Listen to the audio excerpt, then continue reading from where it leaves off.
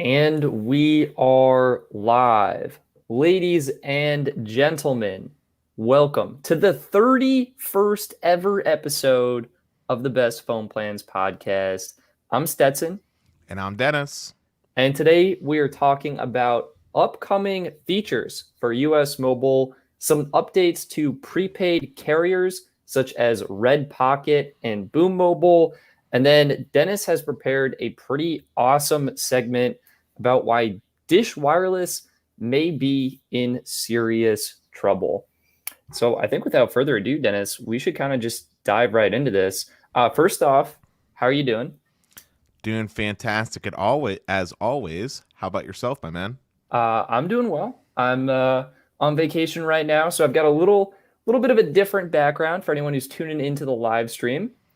But it's great to have everyone here. And yeah, I think this is the podcast. So Dennis and I love to just dive right into the main topics for this one.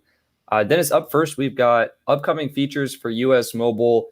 Do you know what these are? I didn't really tell you these too much beforehand. Do you have any guesses?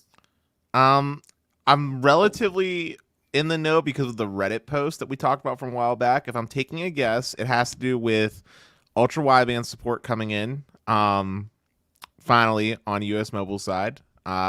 Wi-Fi calling, I believe, coming to iPhone on Verizon side.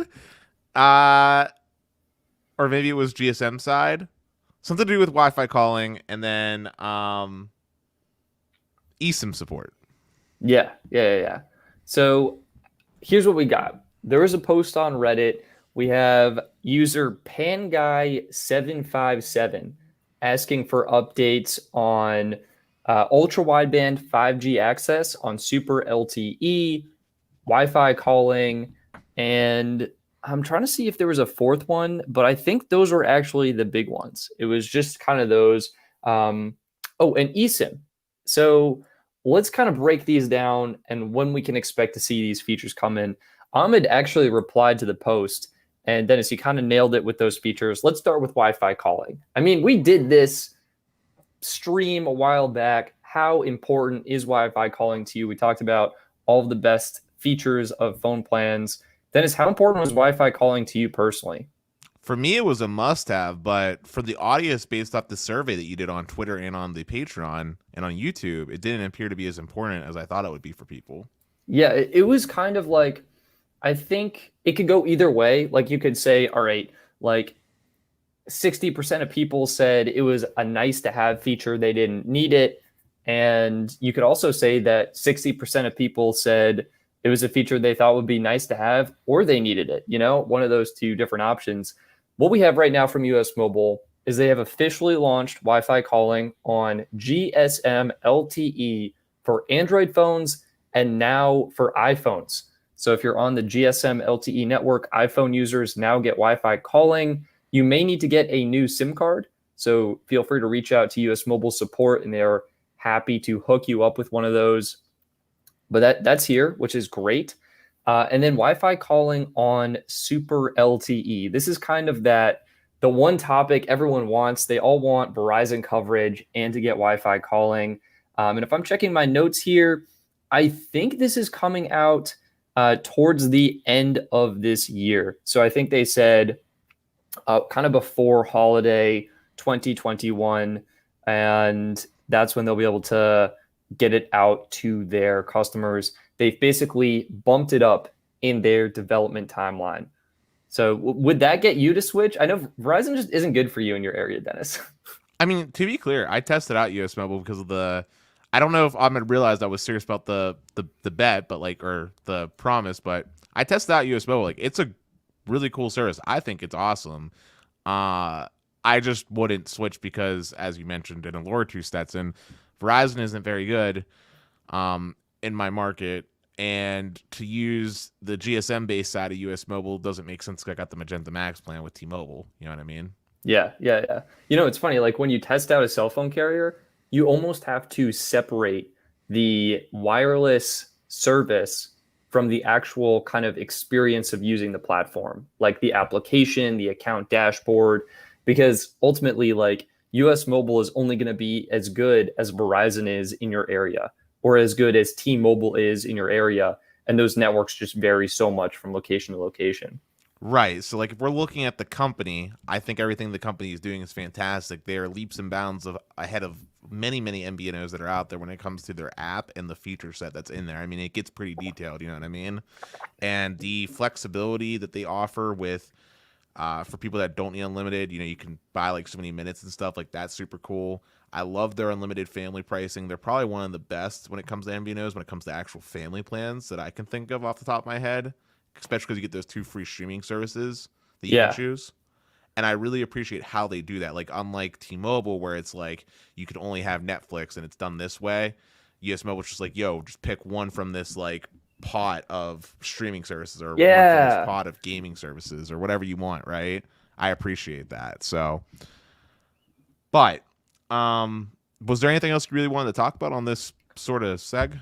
There's 2 more things. So we talked about Wi-Fi calling, 5G ultra wideband access. US Mobile uses the Verizon network on what they call their super LTE network because they're not allowed to use Verizon branding. I think the big elephant in the room is that, where is ultra wideband? Last year, 2020, US Mobile teased ultra wideband coming soon in brand new unlimited plans, and those kind of never happened. And then it's kind of been this feature that's been building up. So Dennis, any guesses on when you think Wi-Fi calling will be here? And then I'll present the sort of quasi-official reply, and then when I think it'll come. I mean, knowing Ahmed, he'll release it as soon as it's ready to go. Yeah. So the answer is whenever US Mobile says it's ready to go. That is such a great answer. I was gonna say, I mean, if I had to guess, I mean, I believe they can make it by end of year. I mean, it's not like it's the hardest thing to roll out. Clearly, other people have been able to do it before, so I'd say by end of year. So what the official response was, or I'll say quasi-official response, what Ahmed said in the reply on Reddit is that US Mobile should get access by the end of, I think he said end of June. I'm just checking this now. Yeah, end of June. And it'll take them about 2 days in the development team to deploy that. So I estimated July 2nd as when they would get it. I haven't been able to test it. I don't think they've officially announced it yet because I think they would want to make a big splash about getting access and being able to offer those speeds. But if you're a listener and you want to try it out, let me know. I have US Mobile and I'll be testing it out very soon. Dennis, I think you're right. I think US Mobile super overambitious about getting 5G access. This might not be something they have total control over. Like, it may be up to Verizon, but I think you're right. End of year is when we're likely going to see it. And that's kind of my prediction too. I think by the end of the year, we'll get ultra wideband on US Mobile. Yeah, I mean, that's really the end of it all, right? Like, it's all about what Verizon says. Yeah, it kind of stinks. I mean, we saw Verizon rolled out ultra wideband access to their prepaid plan. There's a $70 prepaid plan that got it. And Visible has it, but it's capped at 200 megabits per second. So we're kind of in this like weird, like some plans are getting it and some aren't. Basically, so we're kind of just waiting. Basically, the only Verizon plans that are getting unlimited are plans that are owned by Verizon, essentially. There's not an MVNO that's out there at the moment that I can think of off the top of my head. Actually, that's a lie. It's Xfinity. Yeah, Xfinity Mobile. Xfinity Mobile, you're right. And Spectrum, I believe, too. Yep. But outside those two, there's not, like, Red Pocket isn't getting it right. Straight Talk isn't getting it. So. Yeah, it's just weird. I actually think, now that you mention it, this is kind of crazy to say, but I think Wingtel, that used to be really well known for their AT&T plan, I think they have it. Like, I remember doing a test and being like, oh, wow, they also have it. We just had Carlos Estek tune into the live chat saying Total Wireless has millimeter wave of all carriers. So I think the bottom line here is I need to test out Total Wireless. And for US Mobile, unclear where this delay is coming from. My gut instinct is it's Verizon. And Dennis, as you mentioned, they're going to be rolling that out as soon as possible. And hopefully we get it end of year. Final feature, Esim support. Any guesses for this? I don't know, man. Hit me. So yeah, here's the update. And this will kind of close out this topic. But what US Mobile said in the response is they of course want to launch eSIM as soon as possible. We just saw T-Mobile launch their eSIM free trial. Mint Mobile launched their eSIM free trial. Great way to allow customers to easily activate and try out your plan on their device. It's awesome.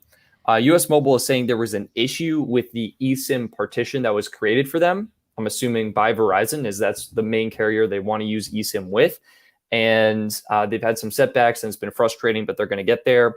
I think what they're waiting on is they say 3 weeks for the partition to be created and then for them to kind of get that fixed. And then it'll probably take them another 2 weeks to finish building out their in-house software layer for end users. And this put my date. So the post was written actually last month, Thursday, June 3rd. That puts eSIM possibility around, oh my God, Dennis, today, July 8th. Is it here? I think, again, they would have made a big splash about it. So I don't think it's going to be here. I would say this is a Q4 thing. Like, I think if they can get eSIM and 5G before the end of this year, I think that's going to be awesome.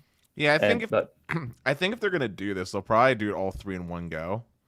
oh, that EVO. would be sick. Yeah, So like like, another huge update. yeah, like I don't think they're gonna like piecemeal it, right? Like if they get like for example, when it comes to eSIM, I think they're gonna wait until they have eSIM not only just for the Verizon profile, but I think they're gonna want it on the GSM side too.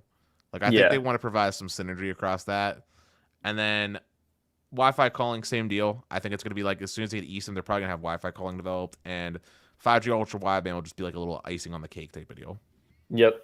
Yep. Yeah, I think you're right. I mean, if they'll probably do a huge announcement, maybe fall. If they can get it out by Black Friday, that will just go super well with like any kind of Black Friday promo. And I'm excited as anyone else is. I think the US Mobile team, the dev team, is probably the most excited about these features. Like they want these rolled out. So for any US Mobile customers or developers listening to this, developers, thank you for your work. Wishing you the best of luck building out these features. And I'm excited. I'm super excited. Hey, Uh, yeah. speaking of big announcements, did you see Mint Mobile with the Bobby promotion? Dude, I did see that. That was crazy. Dennis, what was the promo? And also, what were your thoughts on this? So the promo was for the, Mint Mobile's 4 GB plan. Basically, you could get it basically for I think it was 2,500. Yeah. You can get that plan for 25 years. 25 years. Yeah. So I think Bobby, the baseball player, or was he football? No, I think it was baseball. I'm not God, that big it's on this is sports, maybe but no. This is really embarrassing. Well, anyway, Bobby, forgive me for not following sports and missing the mark on that one. But he signed a contract, $1 million a year for 25 years, even if he stopped playing. And so Mint did something similar. You could get Mint Mobile service $100 a year for 25 years.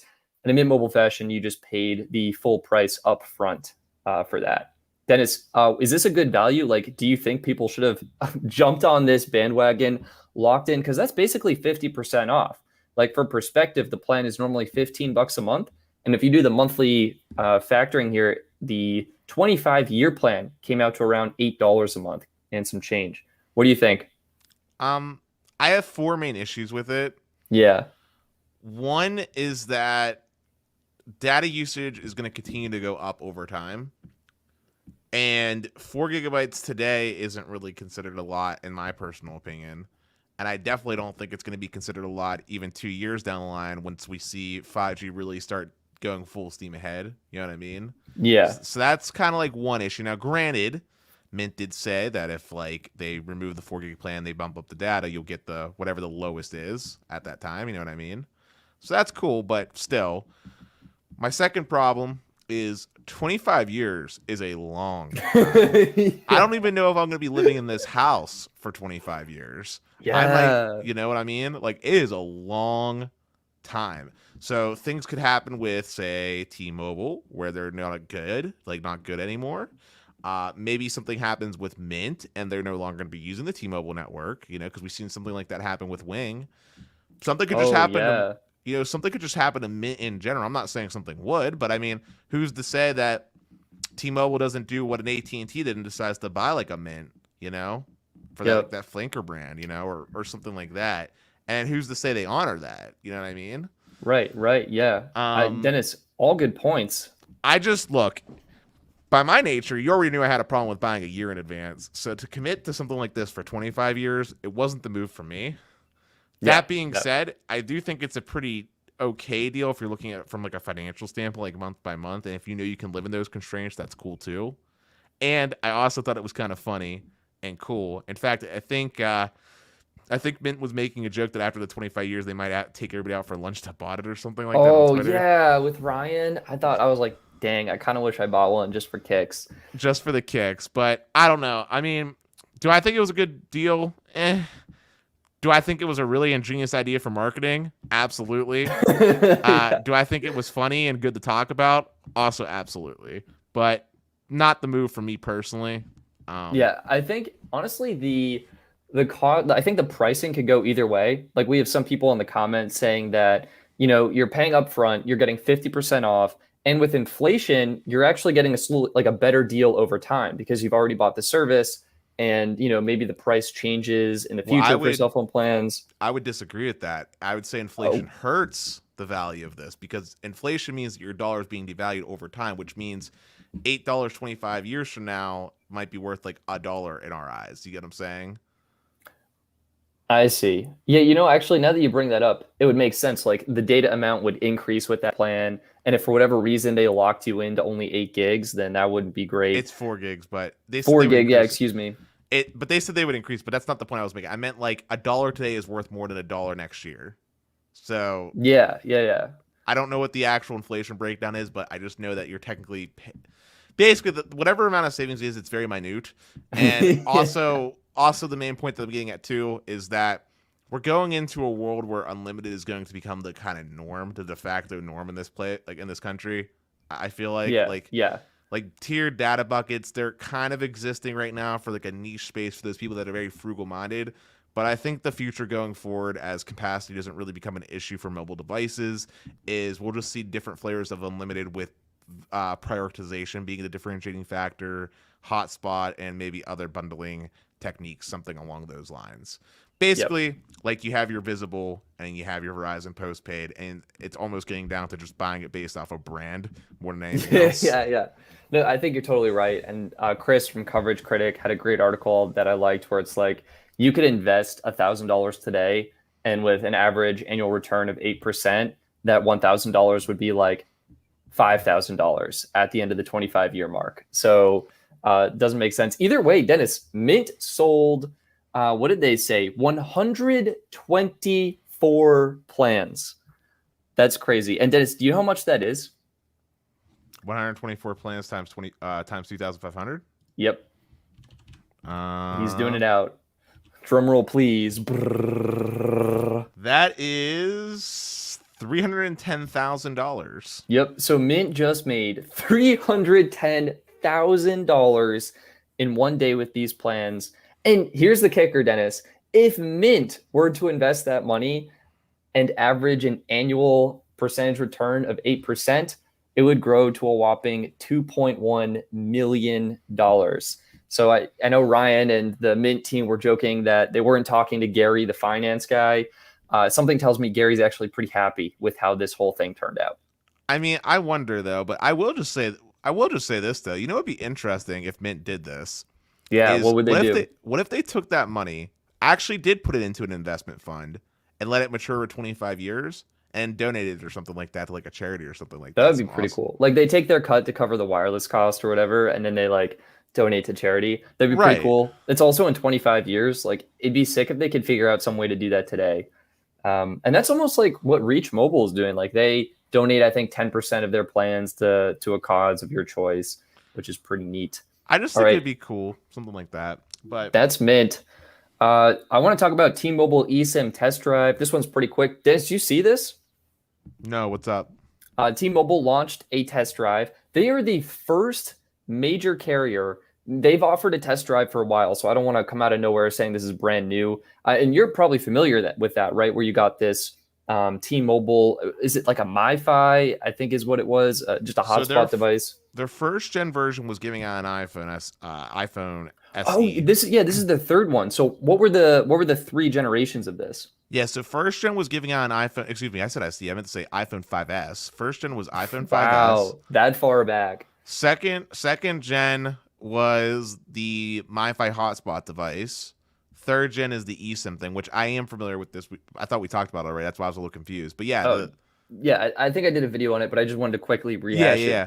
But yeah, the third thing now is T-Mobile's doing eSIM. So basically, if you have an iPhone, because it's really the only thing that works on at the moment. Yep. And I want to clarify, Dennis, you were correct. I was mistaken. It's iPhone 10R and 10 or newer, 10S or newer. That's it. 10S and 10R or newer. Yep. But basically, if you have an iPhone, you can actually test out T-Mobile's network using your eSIM. You get 30 gigs for 30 days. Pretty cut and dry, pretty simple. And it only takes like 5 minutes to knock out. From my understanding, the way that they're doing this is it's like linked up to your iCloud. That's how they're like. That's how. Yeah, that's how I was. My understanding is too, because what happens is when you activate an eSIM plan on iPhone, it actually becomes tied to your Apple ID. And then I did a video on like if you want to transfer an eSIM, you just sign into your Apple ID, you tap a few buttons, your eSIM plan will transfer from your old iPhone to your new iPhone thanks to that Apple ID. So I think it does make sense. T-Mobile just checking your Apple ID when you sign up. And yeah, it's a full plan. They advertise 30 gigs or 30 days, whichever comes first, but you are getting you can make phone calls, you're getting a new number, you get unlimited texting. I think you're missing out on like the international features, and I'm not 100% sure on hotspot. I didn't test that with mine, but otherwise, I mean, this is fantastic to test out the T-Mobile network. Do you It's think the we're going to see best. it's the best? Yeah. I was gonna say it's the best test drive program I've seen to date. I mean, 30 gigs is pretty robust, and the fact that they're giving you 30 days to use that 30 gigs, you can definitely get a really good idea if T-Mobile's going to be good or not in your market. Yeah, yeah. And another shout out before we move on to something else is that this is great for international travelers. Like you come to the US, activate on eSIM with T-Mobile's trial, boom, you're good to go. Like you've got your data for the month, That free. is clever. I didn't even think about that. Oh yeah. Oh yeah. Like that is such a sweet deal. And then I guess my question to you, Dennis, and this is the big question, right? When are we going to see Verizon or AT&T do this? Never. You think never. Never. Why do They you don't think have that? because they just straight up don't have to. The You reason why think, yeah, what are your thoughts? the reason why test drive exists for T-Mobile is because T-Mobile still to this day has the reputation for being the discount carrier. They are not known for their quality in their network. They have to convince us, the consumer, that they are good. Because Verizon already in the minds of many, because their lead of LTE last generation is known for a quality network, and AT&T, they're a company as old as the dinosaurs, man. They've been around since Ma Bell, right? They got a reputation, love them or hate them for their billing. They got a reputation for knowing what they got to do. You know what I mean? Plus, they got the first responder contract, and a lot of other government agencies use them and stuff like that. They already got that mind share. T-Mobile is the underdog here. They're the ones that have to prove that their network can hold up in comparison to these other two big companies. Yeah. So that's why it exists. I see that. I would love to see Verizon and AT&T do this.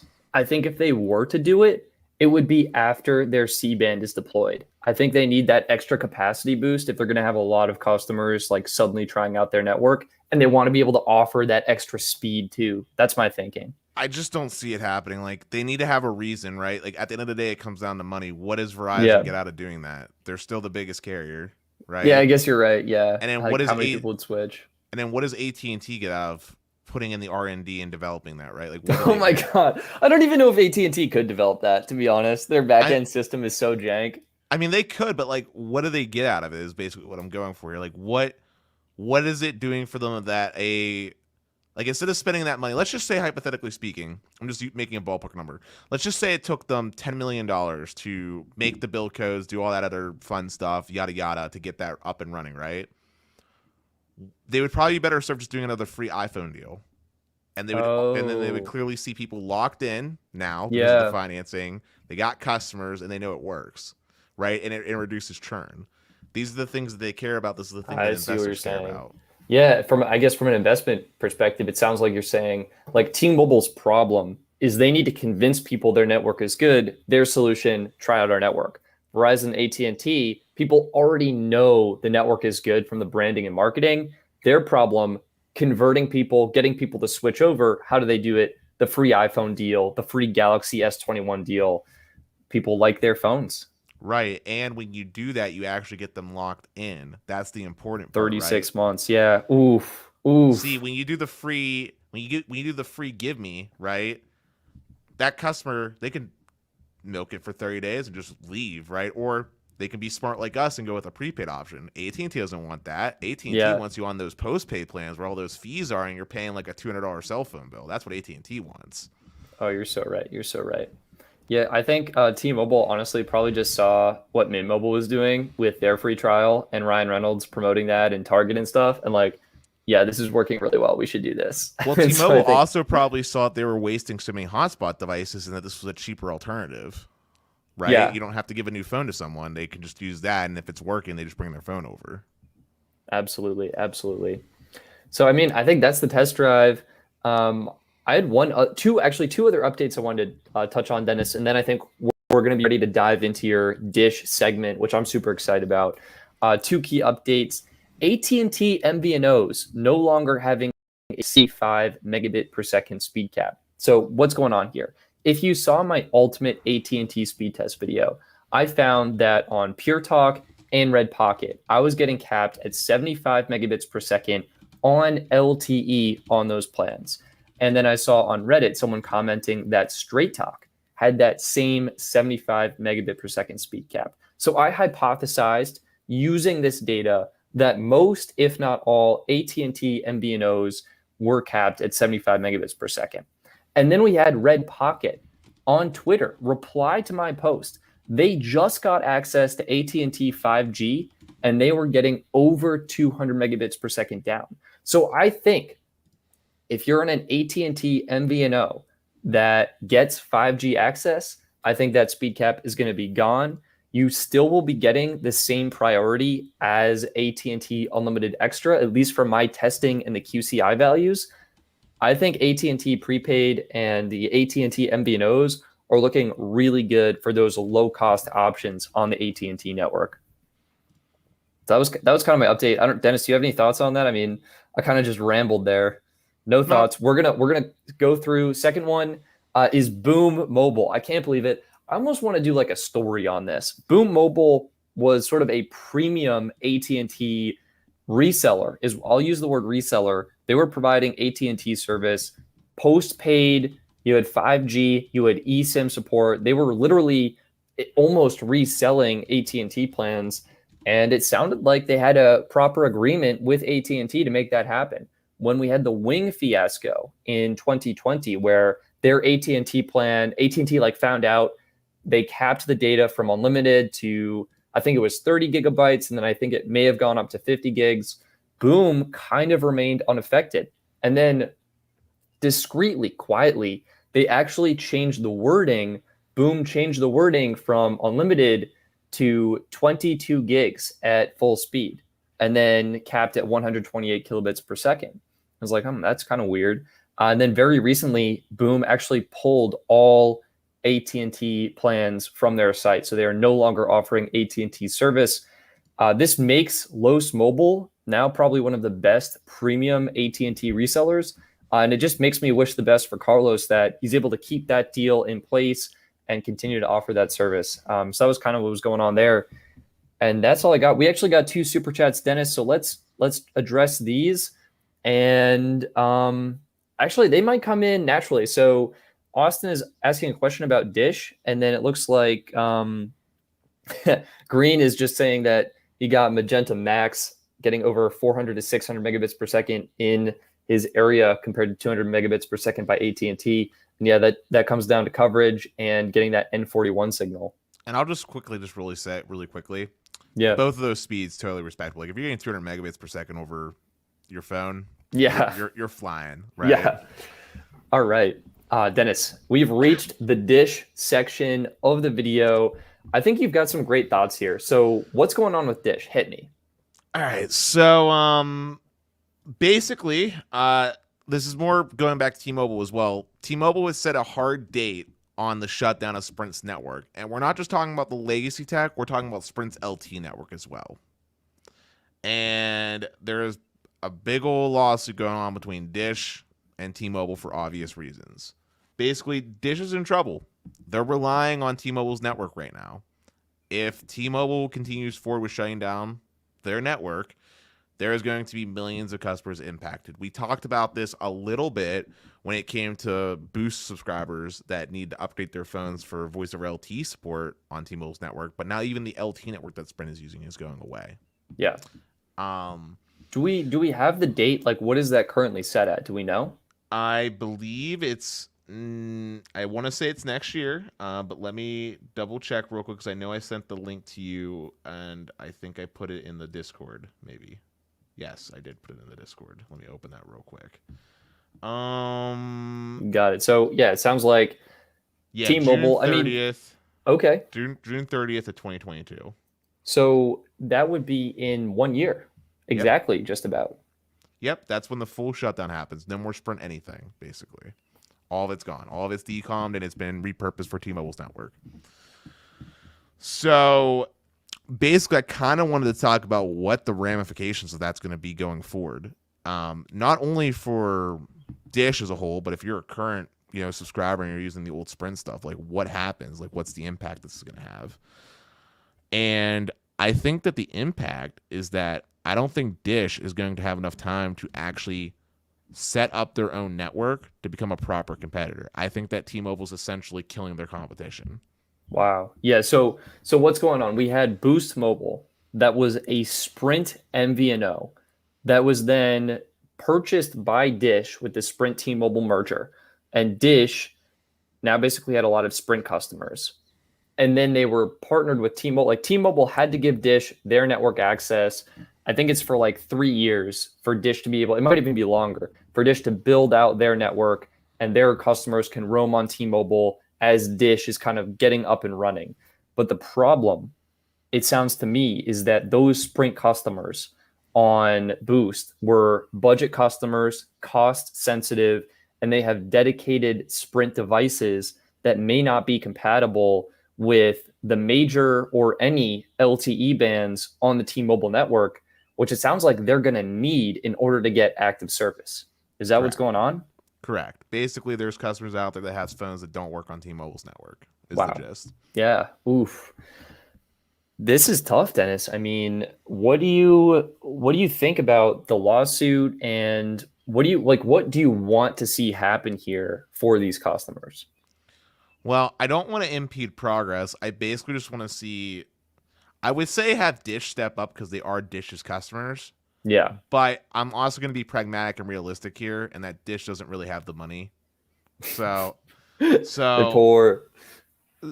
Well, it's not that. It's just their main revenue source, which is cable, is dying, and they just got their beak wet in the wireless space. You know what I mean? Yeah. So I think the happy medium here is because they're both responsible for this happening, is that T-Mobile and Dish should go like 50-50, get a pool of money together, and they should be giving everybody that is being affected a new compatible smartphone. Yeah. Now, I almost want to say T-Mobile should even take more responsibility because technically speaking, this is in T-Mobile's favor anyway. Getting these people new phones means that they can switch over to T-Mobile because remember, Dish, whose network hasn't even been deployed yet, it's only going to be 5G, which means these customers are going to need new phones again anyway here in the near future. Oh, geez. So they almost need like 2 rounds of new phones. Like Dish either needs to go like straight, all right, here's your budget Sprint phone. We're upgrading you to a full-on 5G phone. Like this basically has to be flagship level, right? To get all of Dish's bands that they're going to be using. Like, boom, that's huge. That's expensive. It would be pretty awesome though. But it sounds like the baby step is just getting them an LTE phone that's going to work with T-Mobile. Right. That's going to be the baby step. And I either think like T-Mobile just definitely has to have a conversation this because at the end of the day, they win either way, right? Yeah. So first off, replacing those phones needs to happen. But secondarily, Dish needs to get their act together and like pick up the timeline, because here's the thing. Even no, I'm being serious. Here's the Yeah, yeah, thing. Even if T-Mobile wasn't doing this shutdown right now, Dish's lunch is already being eaten by other competitors, and we've kind of lightly touched on them. It's the cable operators. I don't know if you've been paying attention to the quarterly earnings reports, but let's look at who the big winners have been as far as the industry, like the people that are actually picking up like a ton of subscribers. It's Comcast and Spectrum. They got like 5% of the market share right now as far as mobile customers go. And Boost, who started at like 9 million, is shrinking. Their churn rate is like off the chart. I think they're losing like yeah. three customers a quarter. I You can't know, remember how they 3 customers a quarter. But I think like the measurement is something like 3 dot blah per account or whatever. Like sure, it's sure. You know what's really funny, Dennis, is I did a when Boost was acquired by Dish, and Dish had to cap the data amounts because they literally just couldn't pay for the unlimited data. The comments on that video when people were learning about the 30, I think it was 35 gigabytes was the cap. They were just outraged. So like, yeah, Boost is terrible now. I'm switching. So it's like it's funny to see those comments and then to hear this quarterly earnings report. And for me, it's like, yeah, that was pretty obvious. We saw that coming. yeah, but it's not good for Dish. Like basically the way things are shaping out, and this was mentioned in one of the super chats, like Dish isn't gonna really be ready to be a competitor until 2023. Like that's when they'll just that will be when they took in their baby steps and they can at least compete, right? Yeah. And the way this is all breaking down, it to me it seems like they're gonna be dead in the water. Like 2022 is gonna roll around, and they might be able to keep maybe like a fifth of the Boost mobile customers that they have. Maybe a fifth of them have phones that are already compatible that will actually stay. And that's just simply not going to generate the amount of revenue that Dish needs to be making to continue to make the investments into the network that they need, unless they're going to be taking out some like massive loans or something. Yeah. And then They it like goes back. Sorry. well, they need debt to they need to build the network. It's kind of this like chicken and egg thing. The network needs to be there in order for customers to go to it. And Dish needs customers in order to fund and build out the network. Right. But then there's another problem too, and this is a bigger issue. What's that? Up until this point, Dish has not made their presence known to the average day consumer. If you say Dish to someone, they think satellite TV. They don't think cell phone service. And marketing, as T-Mobile has shown, is sometimes even more important than having a good network, you know? And it goes back to like who are the bigger winners right now. If you talk to people that are in the Pittsburgh area, people know who Comcast is. People know that Comcast offers cell phone service. Comcast has those advertisements literally everywhere. Like I was just watching the Stanley Cup on NBC. Every other commercial was something about Comcast's home internet, their TV, or their cell phone service. It was telling me about like get $100 Visa card, you know, X, Y, and Z. I go on Reddit and I look at the side, there's Comcast ads. I go on Facebook, there's Comcast ads. They're everywhere. Dish, nowhere to be seen. Same thing when it comes to T-Mobile, right? They're marketing their layer cake 5G network. It's all over the place. People know that T-Mobile has 5G. You don't know anything about Dish, and that's a problem. So basically, not to be doom and gloom, but I am not feeling that optimistic right now with where Dish is going to be positioned here in the long term if they don't get off to a good start.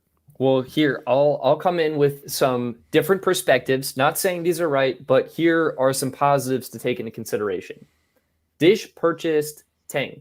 Ting has an excellent biller and will be handling the billing for Dish's plans. Awesome.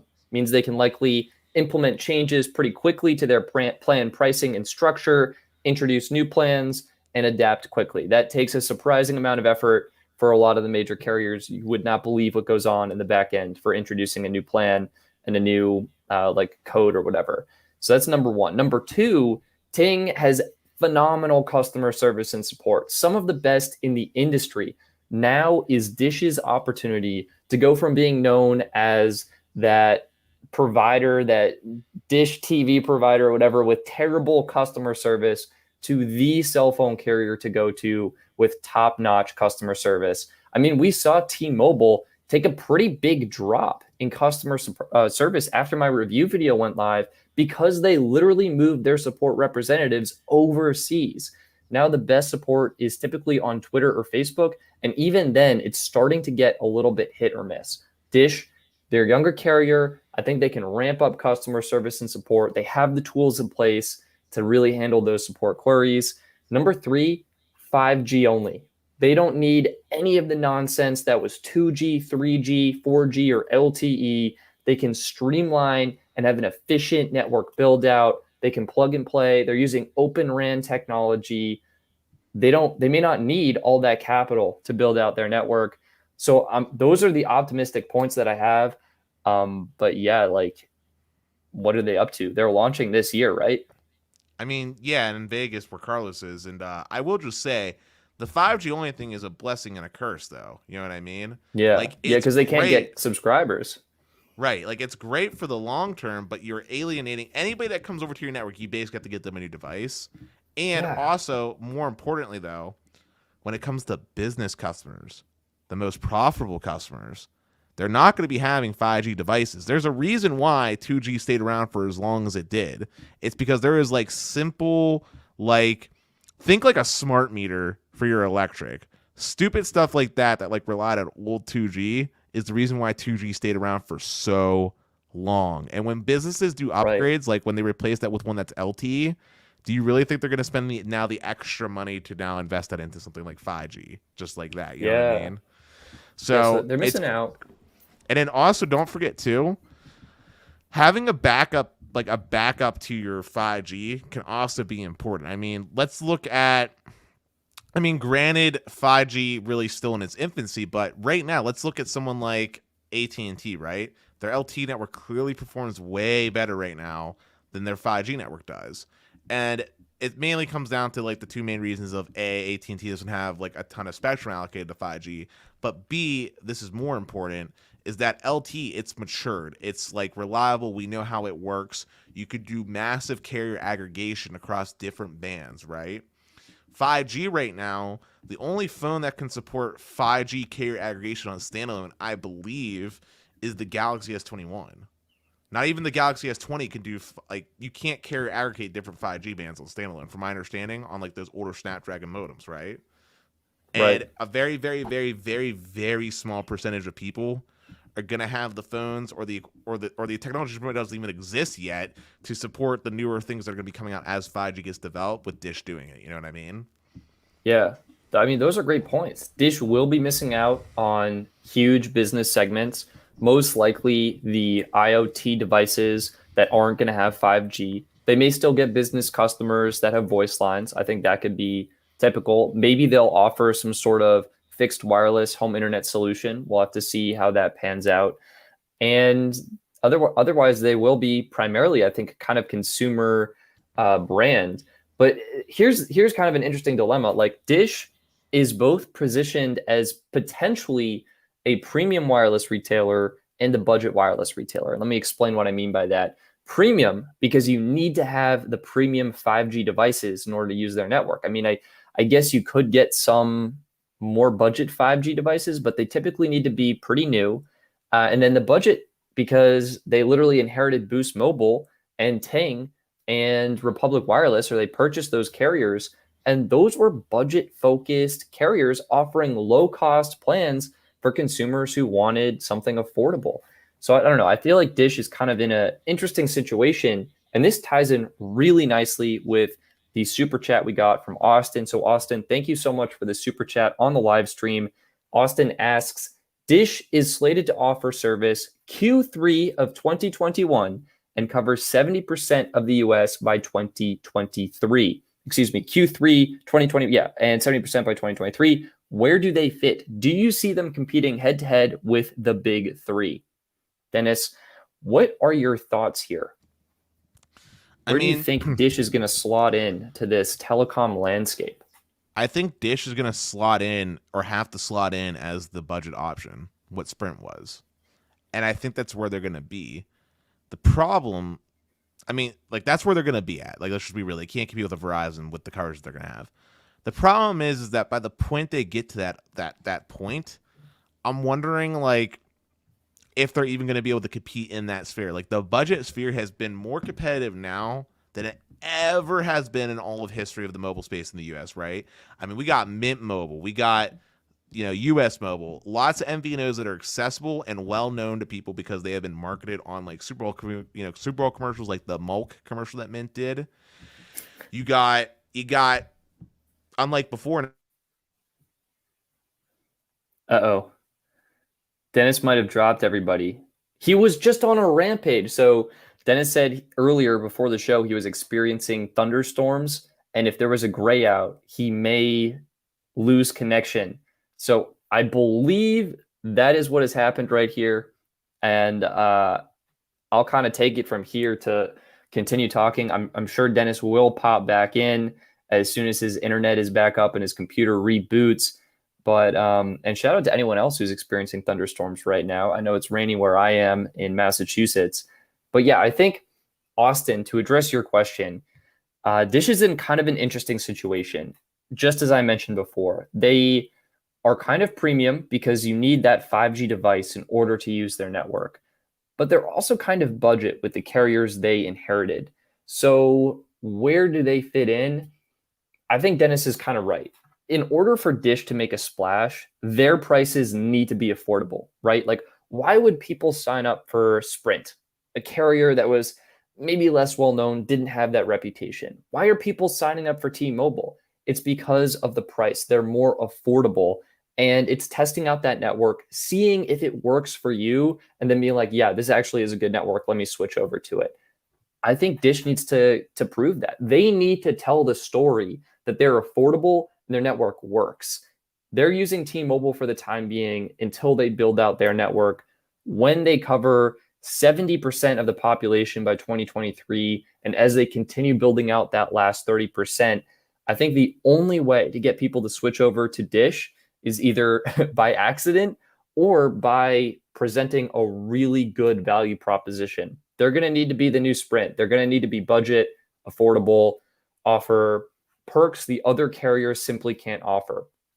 Maybe it's a whole lot of hotspot data. Maybe it's a whole lot of priority data, which I'm up in the air on it, if it even matters on a new network like Dish, having priority data or trying to distinguish that. But I think hotspot data definitely could. Really good family promotions will probably get more people to convert over and things like that. So that's what I've got. Maybe I'll jump to the comment section right now. I mean, Dennis was really such a great player in this story and the one who kind of brought it to our attention. So I'm really hoping he jumps back on here. But yeah, let's see what's going on. Danny is saying it's 100 degrees in Southern California. So happy. And yeah, I think it was a thunderstorm. So we went out. Let's see. If Dish can work a deal with one of the big three to get priority data access, that will be a win. Westerosi Ninja is commenting that. And the thing with Dish, they're building their own network. So it's not about negotiating priority access on Verizon, on AT&T, or on T-Mobile. Dish is basically right now a T-Mobile MVNO that is building their own network to then be a mobile network operator. And we'll have MVNOs that use Dish. So I think really what we need is Dish to be affordable. And I think that's the bottom line. So I'm not 100% sure what bands Dish is going to use. And Shane is commenting back on the Snapdragon 888 could carrier aggregate 5G with standalone 5G with a firmware update. So that's pretty cool. And Dish 5G bands are not all supported on the iPhone 12. Yeah, so Dish is using newer tech phones don't have yet. Yeah, we're just gonna have to wait and see on this one. And I really wish I had more details. They're kind of hyping up their launch. We got that email on Genesis, Project Genesis is what they're doing. And let's see. Dish does not have physical stores. You know what? This is a great, Philip, I love this. Dennis is coming back, everybody. But what we're saying, Dennis, you're very zoomed out on your camera. So if you can hear me backstage, maybe you can punch in a little bit, but I'm going to add you. Dennis is back. And Dennis, what I'm talking about right now, Dish having physical stores, this is another place I think Dish can really accelerate. And it's being online only and getting a super smooth process, making it easy for customers to sign up, get activated, and to get Dish Mobile or whatever they call their service. Yeah. Anyway, welcome back to the show, Dennis. Was that a gray out? Did you? Yeah. My audio is not coming through for me right now. Dennis is just so frazzled. He was like, I know this is going to happen literally before the show, 70% chance. So we're waiting for him to come back. How about now? But yeah, yep, Dennis is back. Oh, Okay. Guys, cheers, round of applause. Dennis is back. Where's the soundboard? We'll get some applause in there. But yeah, Dish and physical stores. Yeah. So for anybody that doesn't know, by the way, sorry, there's a terrible storm going on in my area. Power in my neighborhood's not very good. I literally told Stetson, like, if this happens, it's because I had a brownout, which basically is where the power goes out long enough that my computer shuts off, but like I'm not out for that long. And yeah, but I'm back. So what exactly did I miss? I'm really sorry. Yeah, well, I basically just explained exactly what you just said to the audience, why Dennis had suddenly froze. And then I kind of took some questions from the audience talking about Dish and what was going on. And I think the real question now is like, will Dish have physical stores? What do you think their strategy is going to be around that? And then maybe we can just wrap this up and kind of go on to the after show. Yeah, I'm totally down to go on to the after show. I did just want to finish my last point. Hopefully it's not too diverged. That you were asking me where Dish was slotted. Yeah. Yeah, I wanted to just finish off that point. I was gonna say, so they're gonna come in hot as like the budget carrier, but I wonder how they're gonna actually perform in that segment. Like if they're gonna actually be able to attain growth, so they can do what a T-Mobile did and eventually position themselves to be more premium. And the reason why I have that feeling or concern is because unlike in the past, we have other people moving into this sphere, not just MVNOs, but like when I was talking about Xfinity Mobile, I told you behind the show, I almost wonder if they're even an MVNO in the traditional sense because they have those, Wi-Fi hotspots, right? Like they have their own infrastructure that they're building out. The cable operators have been participating in these FCC auctions and acquiring spectrum licenses. So in a way, they're almost like regional players, and they have the capex to be able to do, I would argue, maybe a little bit more than what Dish can afford to do. You know what I mean? Because their main profit driver. How much does Comcast make a year? Like so many billions of dollars, right? Yeah, I have no idea. It's something stupid crazy to the point where like I feel like if Dish doesn't thrive well enough, I could see them being bought out and acquired by somebody else. Basically, in a nutshell, maybe it's an Amazon. Oh, okay, yeah. That could be their exit strategy.